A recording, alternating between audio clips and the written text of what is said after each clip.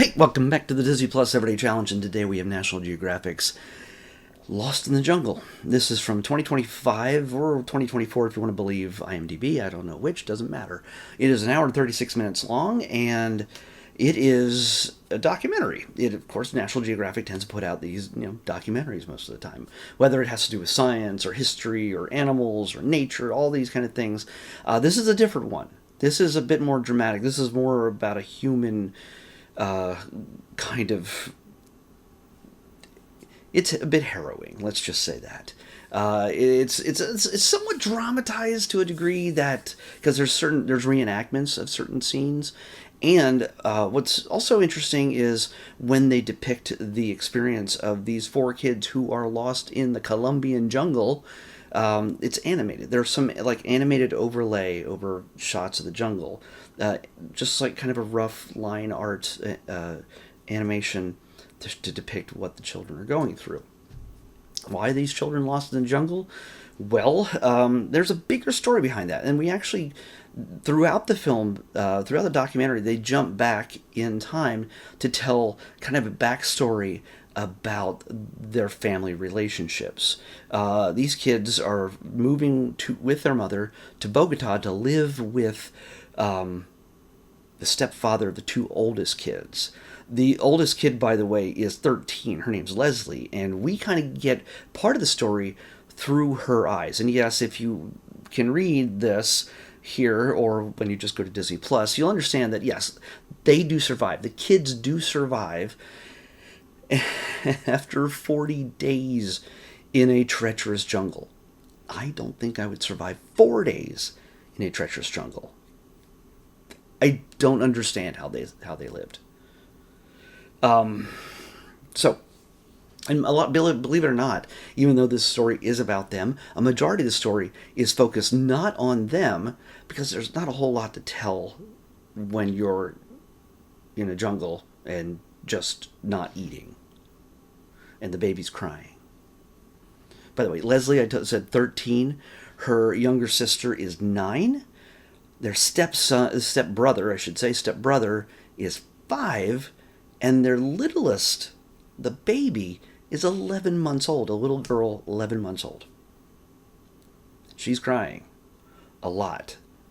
Why? Well, she could be injured for all they know. They're children. They're not doctors. But basically, they're moving to Bogota to live with the dad of the two youngest kids. Mom is there. They get in a Cessna plane, and it very soon after takeoff crashes in the jungle. The children are the only ones that survive.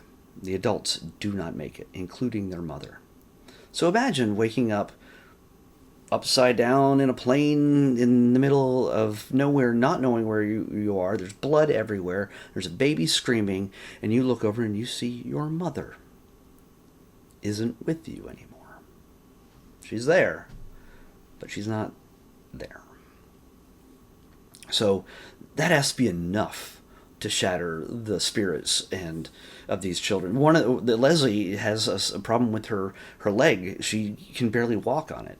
She's almost dragging herself through the jungle at one point just to get away from the shelter they had created nearby the plane. And being that the plane has dead bodies in it and it tends to attract, say, predators, it wasn't necessarily safe to stay there. I don't know if that was going through their mind, but who knows? They've grown up in the jungle, around the jungle. They've spent lots of time building forts and stuff when they were kids. So they had a little bit of survival experience, even though they never expected it to be used in this way. It was a playtime thing. But how they made it is a whole other story, and it is actually a small part of this. So the bigger part is how they were rescued, and it is a bigger story because the government sends the military, the special forces out there to do something they don't normally do, to rescue people. One of the guys even said it's kind of nice to be able to go out and try to rescue somebody when most of the time they're sent out to fight like the narco traffickers that live in the jungle, that traffic through the jungle, that because places those people know the jungle a whole lot better than most other people. And they tend to integrate in many cases or work with indigenous tribes, people who are. I wish I had the name of the main tribe that is mentioned in there, that I could say it properly. I probably would not say it properly, but I wish I had the word in front of me. But the kids and their mother come from one of those more indigenous tribes, and they're just people. Mom's was 33 when they lost her, and she was trying to make choices that are going to be best for her kids. Her older kids from a previous relationship didn't want to go, and there's reasons. There's reasons other than just like, I don't want to go, Mom. No, there's reasons. And their father, the father of the two youngest ones, Manuel, is in Bogota. He's expecting this plane, never arrives. And soon, when the government gets involved, the military goes out, they take a helicopter, they drop some guys in the jungle. They got all the tech and the gear and the machine guns, too, in case they run into the bad guys that traffic drugs. So, yeah, this is still looks like what they normally do, but they're also out there to rescue some children. And they know the last known location of the plane. They just don't know exactly where the plane is. Yes, they do find it. It is, well, somebody eventually finds it. Manuel has some indigenous tribe folks join him in a more unconventional search. They know the jungle better. They know how to get around. They know they can track and they can do all these other things. And they also believe in spirits and gods. And you learn a little bit about their culture and what they believe and how they think that the children disappeared, why the children disappeared, how they might be able to work with or against those spirits in order to get the children back. Yeah, let's just say the military guys are like, we got like technology. Indigenous group is like, we got connections with the spirits from, let's say, ingesting something. And those two, when they interact, I think they both knew that they were out there in the jungle, but when they do intersect, you're there. I imagine when they created this, they had I don't think they recreated all these sequences with these guys. They're the camera that followed along with this whole process to rescue the kids, which is really prescient in how they did that. But so you get to see kind of the struggle that goes on between military guys and the indigenous folks, and they learn a little bit about each other. I know that sounds like a very special episode kind of thing. It's not that at all. They are belligerent. In many cases, they refuse the help. They bring in extra help from time to time, and it just makes people more nervous. It makes people more resentful. It becomes kind of an ego thing, especially for Manuel. And one of the funny things, not funny, but one of the more interesting things about this is a documentary that every once in a while jumps back in time to a few months or a few years earlier that helps better understand the connection between these people, the family, that especially of these children, and how they feel about each other, how they connect with each other, why Manuel is doing this, why his indigenous friends are involved in this. You get to understand what they're in for, and you also get to understand what the military guys, what the special forces guys have in this. It's children. You want to get them out of there. I mean, they're in danger from the animals, creatures that live there, but also they don't trust the government. They don't trust random people they don't know in the jungle. It could be the narco types that like to kidnap people. So you never know what they're going to. They go through some very interesting lengths. The military does some stuff that they throw in like disco lights and music blaring and dropping 10,000 flyers and doing whatever they can to get the children's attention, to send them a message. Even a speaker with their grandma speaking in both the Spanish and, or is it, whatever the major language is, and also their indigenous language, to get the children to trust somebody if they come across the people who are trying to find them. Yeah, there's just not a lot of trust there. So every once in a while, we do check in with the kids, mainly again through Leslie's remembrances of what they went through and some of the feelings she was feeling. There was a point that the baby was crying so much that she just wanted to leave her siblings behind.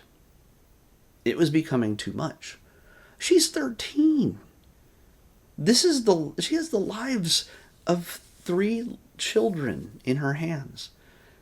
It's so much more than it's a lot. And I almost wouldn't blame her just feeling that way. I don't blame her for feeling that way at all. Because, there's a hope that she could move faster maybe and be able to get to a place and then bring people back maybe. But they didn't know where they were. In fact, when they tracked, originally when they were finding clues that the kids were leaving behind by accident, they found that they were going around in circles for the most part and never consistently in a circle where like, oh, just wait here and they'll come back around again. No, it was all over the place. So the idea that these kids are alive is astounding. And eventually, through some very odd things involving a tortoise, basically getting high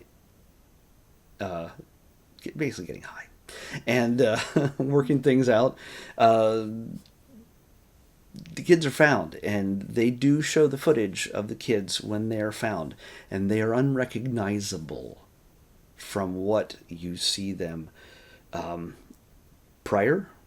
I think I guess they wouldn't have had prior footage necessarily. That would have just been the recreation people, because they wouldn't have been filming them before they got lost. So there is footage of them after they were rescued and back home and getting taken care of by doctors. But the moment you see them, it is not a state in which you would ever want to see your children or any others in. 40 days. They are whole. They are... If they had gone another week, I don't think they would have survived. And how they lasted 40 days, I cannot comprehend. I know I keep saying that, but you have to see this to understand what I'm talking about. So it is a happy ending, and also as we learn more about their family dynamic, their lives, and everything else in those flashback sequences, make sure you stick around to the end through the during the credits and just before the credits. There's a few, where are they now kind of text shots. Read that. Make sure you read that so you understand where these kids ended up in the end. That's really important to this story.